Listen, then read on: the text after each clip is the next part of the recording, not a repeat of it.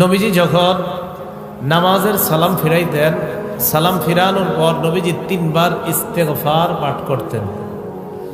সুম্মা ক্বালা আল্লাহুম্মা আনতাস সালাম ওয়া মিনকাস সালাম তাবারাকতা ইয়া যাল জালালি ওয়াল ইকরাম।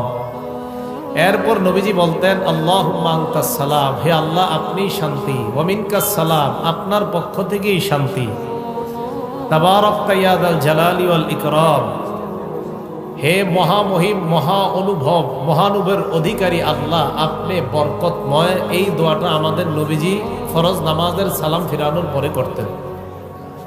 এই যে নামাজ পড়লাম আমরা, কিছু ভুল ভ্রান্তি তো হয়েই যায় আমাদের, এই ইস্তেগফার পড়ার কারণে আশা করা যায় এই ভুল ভ্রান্তিগুলো আল্লাহ মাফ করে দিবেন। তাহলে বলেন তো আপনারা সালাম ফিরানোর পর আস্তাগফিরুল্লাহ কয়বার পড়বো? 3 বার। এরপরে আল্লাহুম্মা আনতাস সালাম ওয়া মিনকাস সালাম তাবারাকতা ইয়া যাল জালালি ওয়াল ইকরাম, এতটুকুই, বাড়াবেন না আপনারা।